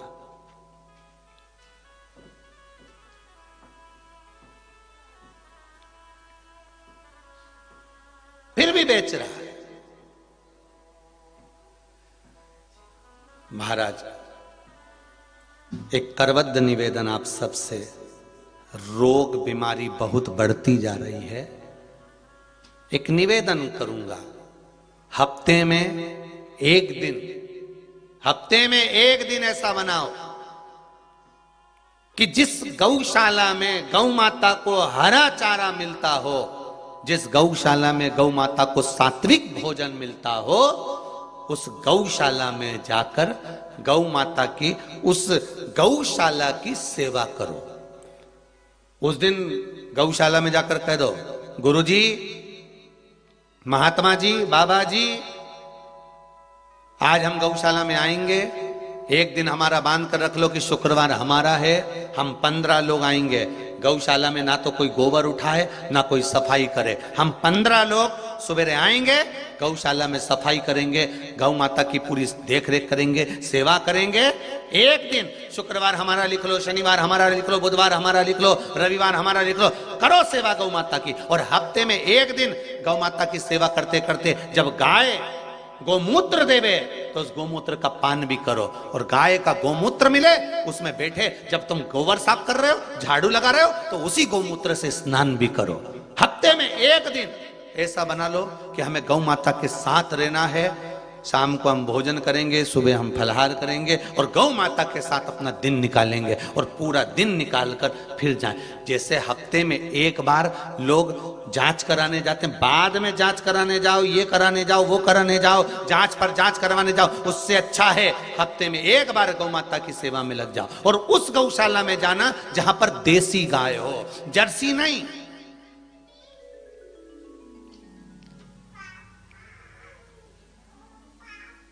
जो गाय क्रॉस कर कर बनाई जाए वो जर्सी गाय नहीं चाहिए, हमें देसी गाय चाहिए, जिस गाय की सेवा भगवान राम ने करी है, जिस गाय की सेवा भगवान कृष्ण ने करी है, जिस गौ माता की सेवा स्वयं भगवान शिव करे हैं, जिस गौ माता के उदर में शंकर जाकर बैठ गए हों, जिस गौ माता की श्वास से शिव प्रकट हो गए हों, हमें वो गाय चाहिए, देसी गाय होना चाहिए।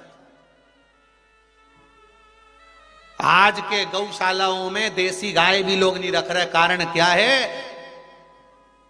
बड़ी बड़ी गाय, महंगी महंगी गाय 5-5, 10-10 लीटर दूध देती है, देसी गाय आधा लीटर दूध देती है। कौन रखेगा, कौन खिलाएगा?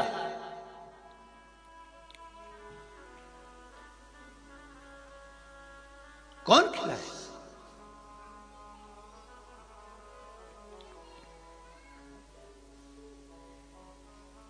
ये इतनी बड़ी गौशाला है।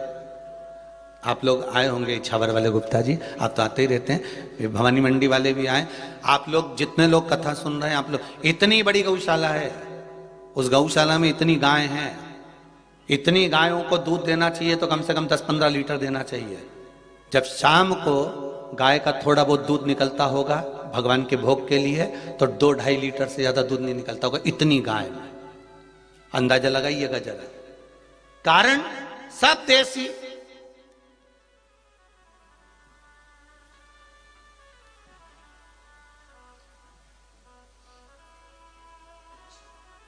जो किसी काम के नीचे छोड़ दी गई वो इस गौशाला में।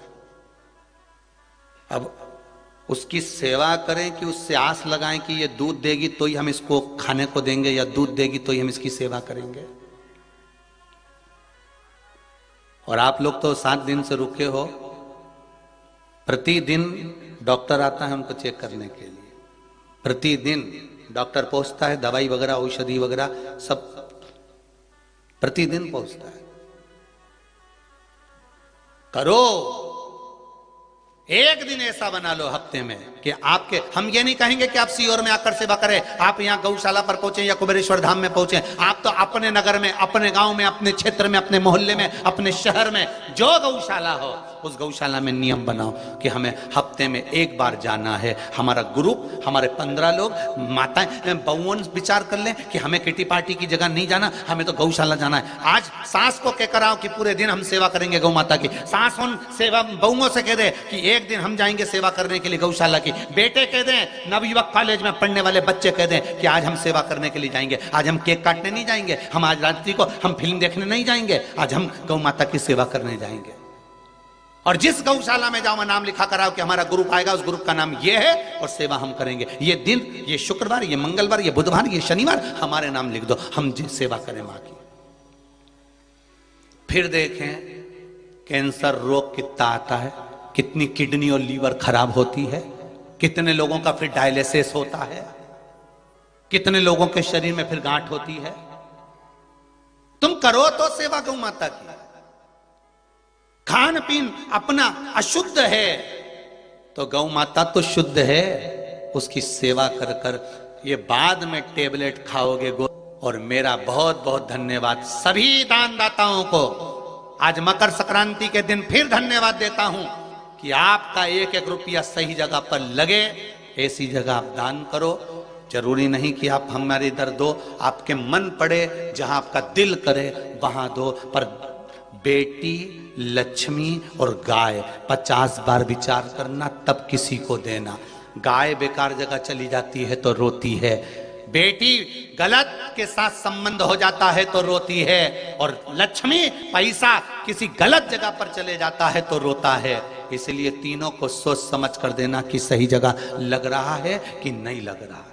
और हमारा फिर निवेदन है, आप लोग शंकर मंदिर के लिए दान दे रहे हो, चाहे वृद्धाश्रम के लिए दे रहे हो, चाहे गौ माता के लिए दे रहे हो, कभी इस भोपाल और इंदौर के बीच में से निकलो तो एक बार कुबेरेश्वर धाम जाकर देखकर जरूर जाना कि आपने 1 रुपया दिया या 2 रुपया दिया वो सही जगह लग रहा है कि नहीं लग रहा।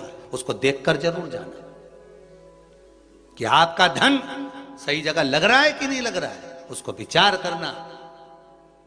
क्योंकि पैसा आपका लगा है तो वो सही जगह लगा कि नहीं लगा।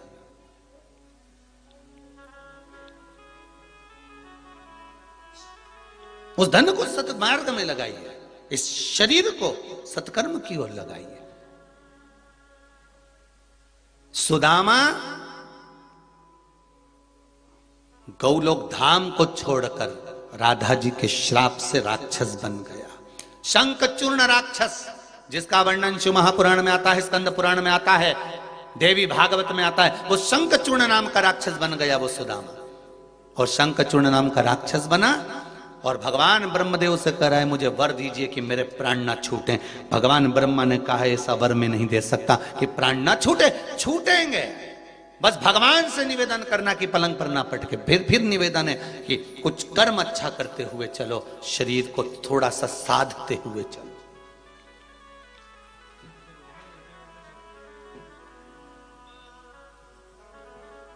हर जगह नकली के युग में अपन जी रहे हैं साहब।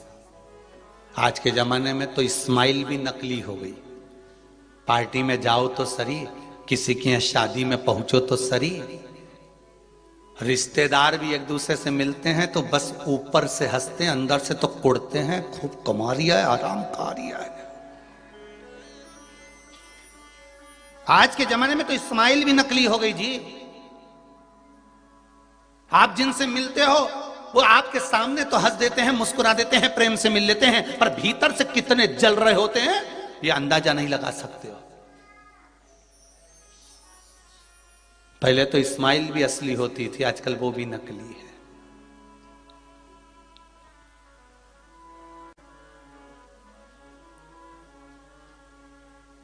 किस किस पे विश्वास करें साहब। वो कितनी सुंदर बात है। एक व्यक्ति बहुत घर से परेशान हो गया तो उसने सोचा मैं बहुत परेशान हो गया इस नकली संसार से, मैं तो मर जाऊं तो अच्छा। और जैसे ही उसको लगा तो वो गया और जाके जहर ले आया और जहर लाया और रात्रि को खा गया। सुबह उठा कुल्ला मंजन करा, पोहा खा गया।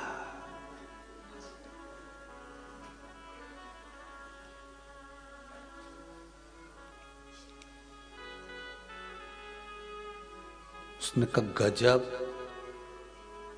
दवाई वाले के पास गया तो जहर ही दिया था, बिल्कुल बहुत भयंकर वाला, कालकुट विष दिया था, भयंकर जहर दिया था। तो कि मैंने ही तो खाया था, मरा ही नहीं। चलो अच्छा हुआ नहीं मरा। फिर गया बाजार, भगवान को चढ़ाने के लिए मिठाई ले आया। भगवान तूने बचा लिया। भोग लगाई ने, मिठाई जो खाई ने, आधा घंटा में मर गया। जहर भी नकली था और मिठाई भी नकली थी। जहर नकली था इसलिए बच गया, और मिठाई नकली थी इसलिए मर गया। वो भी नकली था। असली मिल कहां रहा है साहब? ढूंढो तो। आज के जमाने में तो असली घी नहीं मिले तो गुरु कहां से मिल जाएगा? असली गुरु ढूंढना भी कठिन है महाराज। सुखदेव जी महाराज जब श्रीमद् भागवत कथा सुनने के लिए गए, 300 ऋषि रास्ते में मिले थे, और 300 ऋषि में आखिरी ऋषि थे सुखदेव जी महाराज, श्री सुखदेव जी महाराज। और सुखदेव जी ने एक ही खड़ी खोटी सुना दी। एक सुखदेव जी महाराज ने राजा परीक्षित को एक शब्द का खड़ा कहा। क्या चाहता है राजन? राजा कहता 7 दिन है मेरे पास में। तो गुरु जी ने कह दिया चाहता क्या है? 7 दिन है तो क्या चाहता है? बस आप बताओ। बाकी के संत मिले थे, उन्होंने कहा था हमारे पास बेटी हम यज्ञ कराएंगे, ये कराएंगे, वो कराएंगे, अनुष्ठान करवाएंगे, ये करवाएंगे, आप बताओ क्या करना है? सुखदेव जी ने कहा देख भैया 7 दिन है तेरे पास, मरेगा तो सही, पक्का है, लिख के दे देता हूं, मरना तो है। तू सोचे कि मैं अनुष्ठान कराऊंगा, भागवत सुना दूंगा तो तू मरेगा नहीं, तो ये गारंटी नहीं है रे दादा हो। और आप लोग भी अच्छे से सुन लेना रे, जितने आस्था चैनल पर कथा सुन रहे हो, जितने मोबाइल पर सुन रहे हो, फेसबुक यूट्यूब पर सुन रहे हो, कि सियोर वाले महाराज ने उपाय बताया है तो बिल्कुल लाख करेगा, पक्का है। सियोर वाले महाराज पे भरोसा मत करना, एक रत्ती का भी। कहां का महाराज? महाराज एक रत्ती का भरोसा मत करना। अगर उपाय कर रहे हो, शंकर जी का कोई उपाय कर रहे हो, तो शंकर के भरोसे पर करना कि वो तारेगा। सियोर वाला महाराज कुछ नहीं जानता।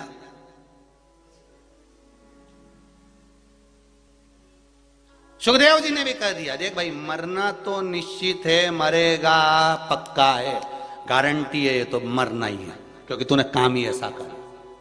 मरा हुआ सांप डाल के आया समीक ऋषि के गले में, तो मरेगा तो पक्का है, ये तो तुझे निश्चित है कि तू मरेगा। तो फिर राजा परीक्षित ने कहा आप बताओ क्या करूं? तो कि इतना हो सकता है कि जब सुई चुभेगी तो दर्द नहीं होगा। 2 तरह की नस होती है, वो नर्स जो होती है ना सिस्टर हॉस्पिटल में, 2 तरह की होती है। एक नर्स ऐसी होती है नहीं तुम पूछे नहीं, ऐसी चुपाए प्राण निकली जाए, और दूसरी जिससे पहचान रहती है ना नर्स से, सिस्टर से जिससे पहचान रहती है, तो उससे जाकर आंटी थोड़ा ध्यान, आंटी की चिंता मत कर, पहचानू तेरी मम्मी के अच्छे से जानती हूं मैं। वहां से निकलू ना होटला पे तेरी मम्मी हमारे चाय पिलाए, पहली बार तो तू मेरे पल्ले पड़ा है, तू चिंता मत कर, जो ऐसी इंजेक्शन लगाऊंगी मालूम ही नहीं पड़। वहां नर्स ने बिठाया, बात करती रही मम्मी की ने पापा की, और जो दवाई भरी और जो चुभोई, और चुभोते सी छोरा बोला आंटी लगा दो इंजेक्शन। आंटी बोले कब का लग गया छोरा? तो क्या दर्द तो हुए ही नहीं? तो क्या बस यही तो बात है, पहचान वाले के पास जाओगे तो इंजेक्शन तो लगना है। इंजेक्शन वो भी लगाएगी ना, इंजेक्शन ये भी लगाएगी, बस अंतर इतना सा है, यमराज भी बंदी बनाएगा और परमात्मा भी लेकर जाएगा। यमराज ले गया तो दर्द होगा, और परमात्मा ले गया तो दर्द नहीं होगा। सिस्टर दो ही, सिस्टर दो ही। थोड़ा दर्द। तो सुखदेव जी महाराज ने कहा देख रहे बाबा प्राण तो छूटेंगे, और अपन भी कह रहे बाबा देखो उपाय करना है, जो जो शिव महापुराण से बताया जाए, सियोर वाले महाराज पर विश्वास कर कर मत करना, पर शंकर पर विश्वास कर कर करना, शिव पर विश्वास कर कर करना।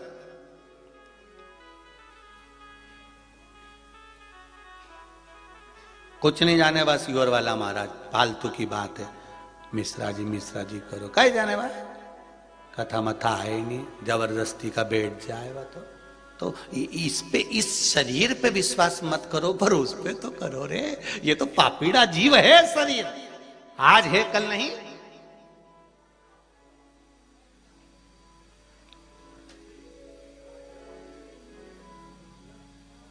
क्या विश्वास?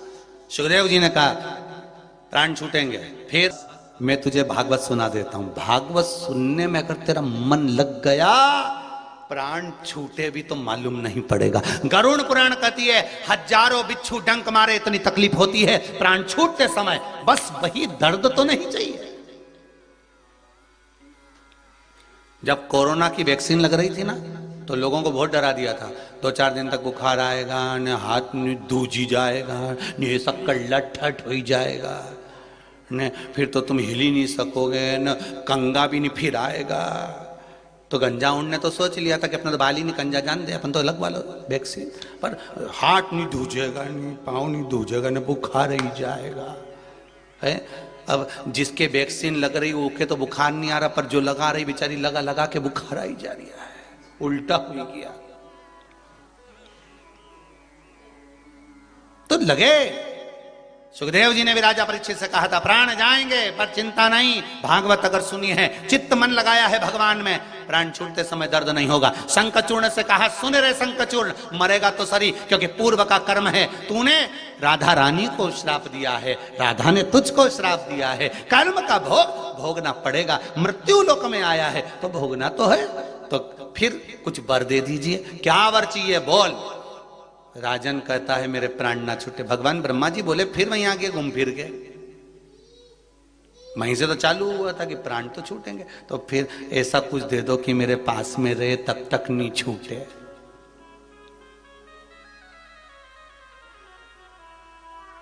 मेरे पास में रहे तब तक नहीं छूटे। ब्रह्मा जी ने एक शंख चूर्ण को कवच दे दिया, ये ले कवच,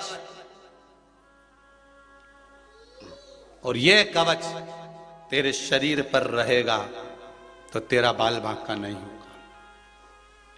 एक कवच ब्रह्मा जी ने शंख चूर्ण को दिया था कि ये तेरे पास होगा तो तेरा बाल बांका नहीं होगा।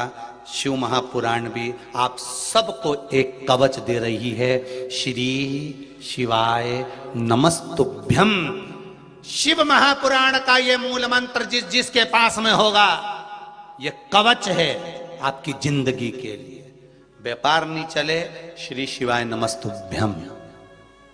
काम के लिए जा रहे हो, श्री शिवाय नमस्तुभ्यम। जिस कार्य के लिए जाओ बढ़ते चले जाओ, चित्त धारण कर कर जाइए महाराज। फिर निवेदन है महाराज जी, अगर जरा सा भी जीवन में अगर कोई तकलीफ आ रही है, कष्ट आ रहा है, परेशानियां पर परेशानी आ रही है, तो पीछे मत हटना। दुख दहन स्तोत्र का पाठ बेलपत्री के पेड़ के नीचे बैठकर, सीधे हाथ में घी का दिया, उल्टे हाथ पर तेल का दिया, और सामने बेलपत्री का वृक्ष हो, और दुख दहन स्तोत्र का पाठ सोमवार की सोमवार बेलपत्री के पेड़ की छांव में करना प्रारंभ कर दीजिए। 2-4 सोमवार कर कर देखो, बाबा आपके दुख को काटेगा। दुख दहन स्तोत्र का पाठ अग्रण्यता प्रदान कर देगा। पर उस पाठ को करने से पहले एक माला श्री शिवाय नमस्तुभ्यम। और फिर निवेदन है, अगर दुख दहन स्तोत्र का पाठ भी नहीं कर सकते तो बेलपत्री के पेड़ के नीचे, या शमी पेड़ के नीचे, या पीपल के पेड़ के नीचे, या आंवले के वृक्ष के नीचे, ये जगह पर जाकर आप थोड़ा सा जल जिसमें लाल चंदन मिला हो, उस जल को चढ़ाना प्रारंभ कर दो। अगर दुख दहन स्तोत्र का पाठ नहीं कर सकते तो लाल चंदन का जल उन वृक्ष के नीचे। और चंदन कितना सा डालना है? मात्र एक जरा सा छीटा मात्र। ये नहीं कि नहीं, तो कई लोग तो बड़े होशियार हैं, चंदन घिस के ढेर सारा कटोरी भर के डाल दे, इनका कई ठिकाना। हाँ, इनका कोई भरोसा है? एक मरीज डॉक्टर साहब के पास गया, डॉक्टर साहब बहुत तबीयत खराब हो रही है, बहुत तबीयत खराब हो रही है, बहुत तकलीफ है। डॉक्टर साहब ने कहा ऐसा ऐसा कर लेना, ठीक है।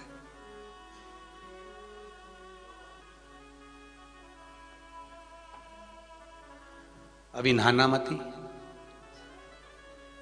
ठीक है। गया, घर गया, ठीक हो गया।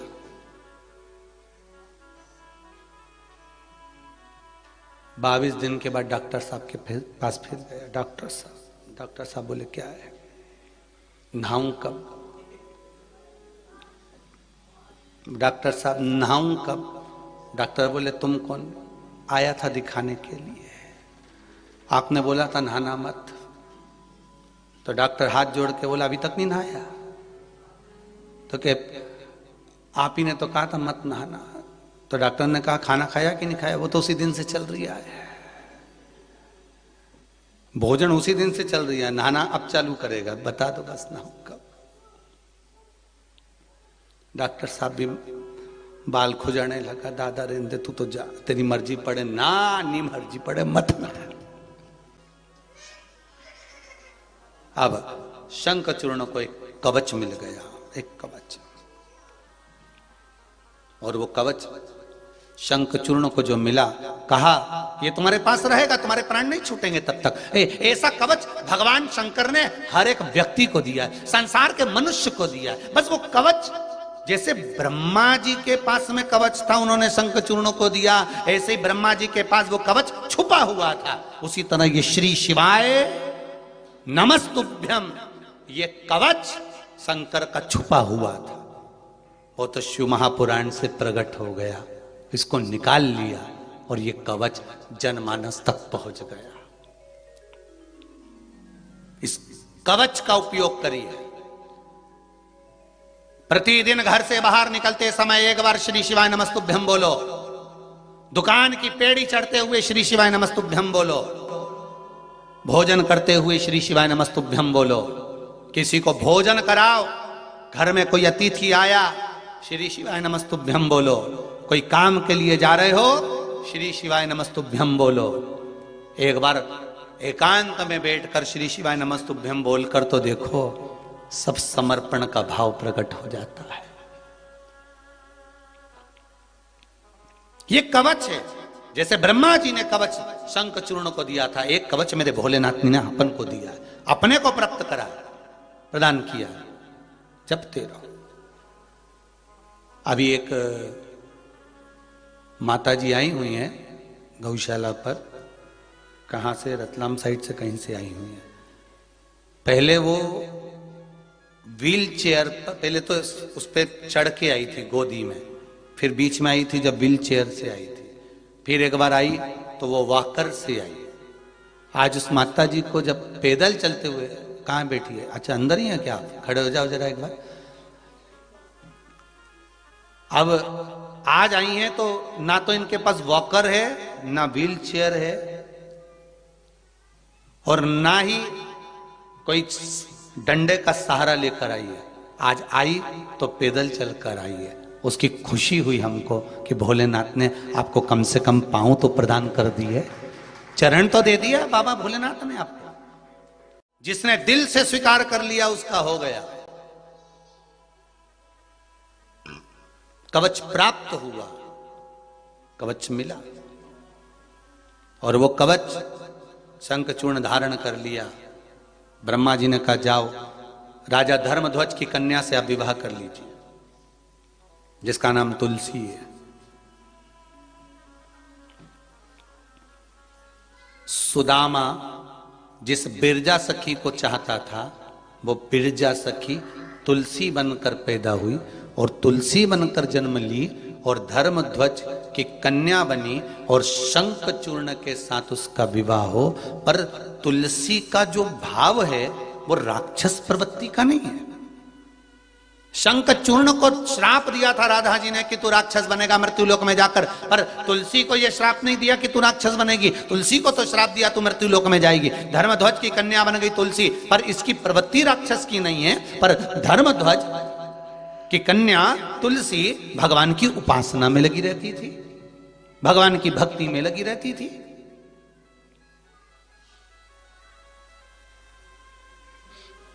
भगवती स्मरण में लगी रहती थी। अब शंखचूर्ण को ब्रह्मा जी ने कहा तुम जाओ और उससे विवाह करो। शंखचूर्ण गया सीधे तुलसी के पास में। तुलसी जी तप कर रही थी, साधना कर रही थी, भगवान शिव की आराधना कर रही थी, भगवान का भजन कर रही थी। पहुंच गई। शंखचूर्ण ने कहा मैं आपसे विवाह करना चाहता हूं, क्योंकि ब्रह्मा जी की आज्ञा है। तुलसी ने मना कर दिया। तुलसी कहती है आप असुर राक्षस और मैं असुर के साथ विवाह नहीं कर सकती। समझाया, माने नहीं।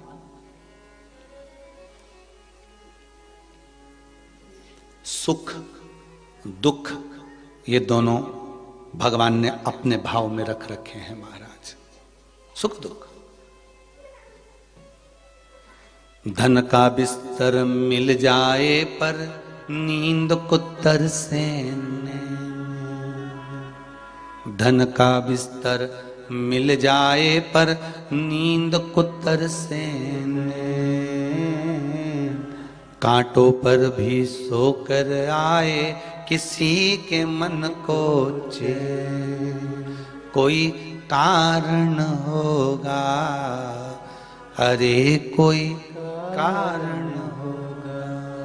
सुख भगवान दे रहा है तो कुछ दुख भी दे रहा है, तो ये कोई कारण से मिल रहा है। कोई कारण हो सकता है सुख और दुख का। कवच मिला, तुलसी के साथ विवाह हो गया। मैं इसको मार तो दूं, परंतु इसकी पत्नी का सात्वित्व बड़ा प्रबल है। उस सात्वित्व को डिगाना पड़ेगा, तब जाकर ये मरेगा। हमारे पुण्य समाप्त होते हैं तब जाकर हमारे से पाप कर्म होना चालू हो जाता है। जब तक पुण्य का कवच है हमारे सामने, तब तक हमसे पाप नहीं हो सकता महाराज।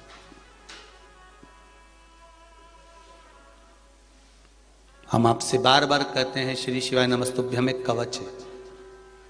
शिव महापुराण की कथा अगर आप सुन रहे हो तो ये कवच है। भले आस्था चैनल से सुनो, चाहे मोबाइल पर सुनो, फेसबुक यूट्यूब पर, कवच है। और इस कवच को हमें धारण करना है। कई लोग कहेंगे क्या रोज रोज कथा सुनना, तो उनको कह दो जैसे रोज रोज भोजन में सब्जी बदल जाती है, कभी पूड़ी कभी पराठे आ जाते हैं, उसी तरह 7 दिन की शिव महापुराण बदल बदल कर मिलती है ना, तो सुनने की रुचि भी बढ़ जाती है, श्रवण करने का एक आनंद बढ़ जाता है।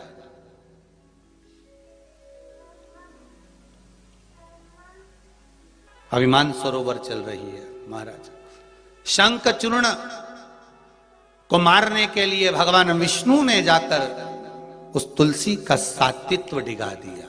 तुलसी का सात्वित्व डिगे उससे पहले भगवान शंकर ने कहा आप जाओ और कुछ एक काम ऐसा करो, क्योंकि ब्रह्मा जी का कवच उसके पास है। जब तक कवच उस शंखचूर्ण के पास में है तब तक वो मर नहीं सकता। तो भगवान विष्णु एक ब्राह्मण का रूप रखकर दरवाजे पर भिक्षा मांगने चले गए, याचक बनकर गए। भिक्षाम देहि राजन भिक्षाम देहि। अब यहां एक प्रसंग आ जाता है कि राजा राक्षस था, फिर उसके मन में ये दया का भाव कहां से आ गया दान करने का। राजा बलि भी राक्षस था, वामन भगवान को दान करने का भाव कहां से जागृत हो गया। जो राक्षस प्रवृत्ति का होता है उसके मन में दान का भाव प्रकट कैसे होता है।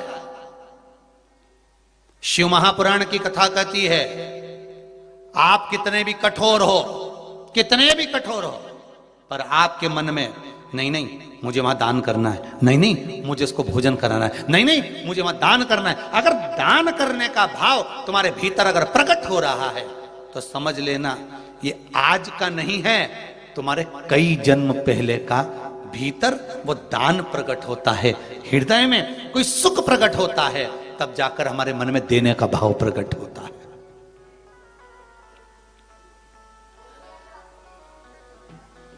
तब देने का भाव प्रकट होता है।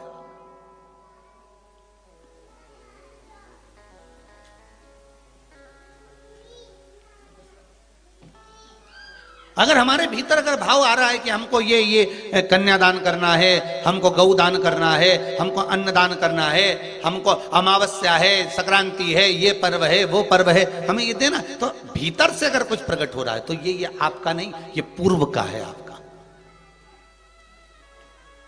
और अपनी क्या सामर्थ्यता है कि अपन किसी को कुछ दे सके? अपनी कोई सामर्थ्यता है देने की? नहीं। भगवान ने अगर इस लायक बनाया है ना आपको, तो उस भगवान को धन्यवाद देना कि तेरी कृपा से मुझे इतना मिला है, और तेरी कृपा से मेरा मन ऐसा बना दिया कि मैं दे रहा हूं, और तेरी कृपा है जो इन हाथों से दान हो रहा है, तेरी कृपा है जो इस मुख से भजन हो रहा है, तेरी कृपा है जो इन नैनों से दर्शन हो रहा है, तेरी कृपा है जो कथा श्रवण कर रहा हूं, तेरी कृपा है जो सोफे पे बैठी, टीवी के सामने बैठी, कुर्सी पर बैठी, आराम से चाय पीती पीती कथा सुन रही हूं, ये तेरी कृपा है, ये तेरी दया। हरि कृपा की न होती जो आदत तुम्हारी, तो सुनी रहती अदालत तुम्हारी।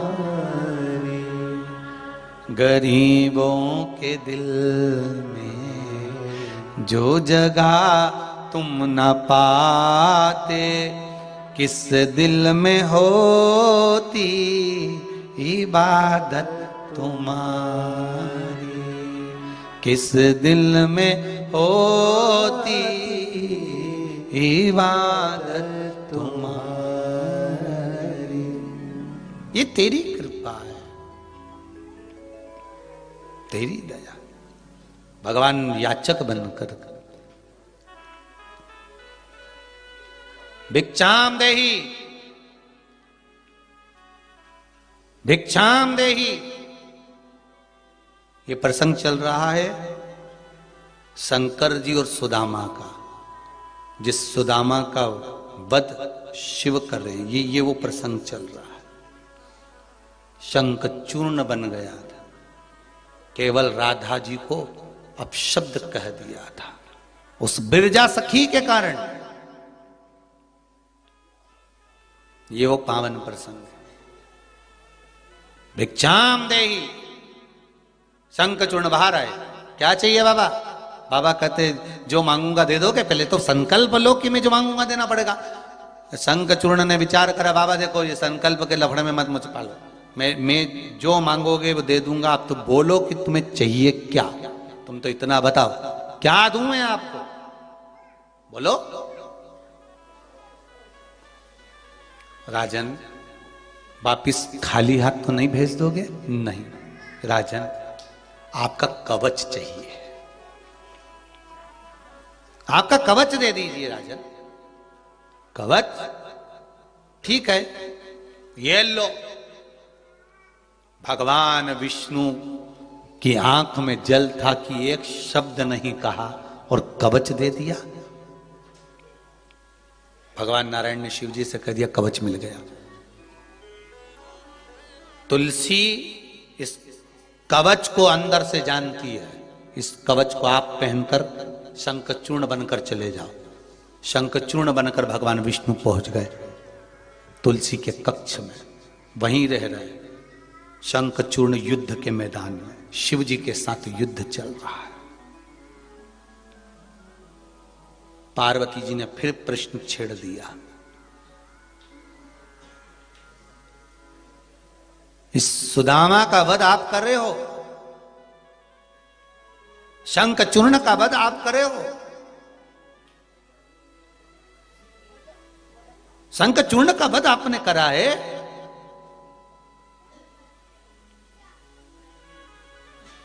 प्रभु स्कंद पुराण कह रही है, पार्वती जी कहती है कि इसने क्या क्या उपद्रव कर दिया था ऐसा जो इसको आपने मारने के लिए आतुरता रखी।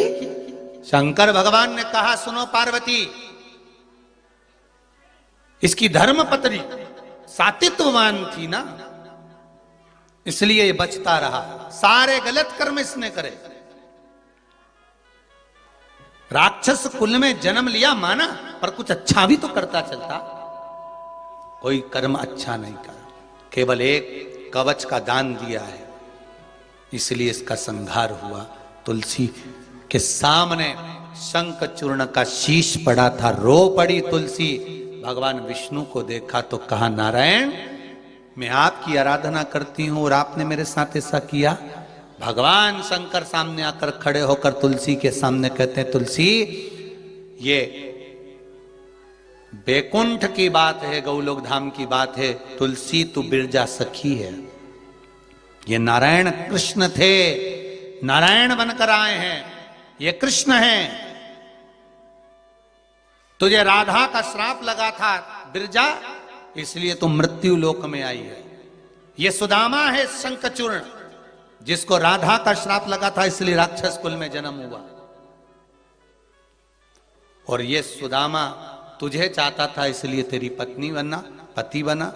और तू नारायण को चाहती थी, इसलिए नारायण तेरे को प्राप्त हुए।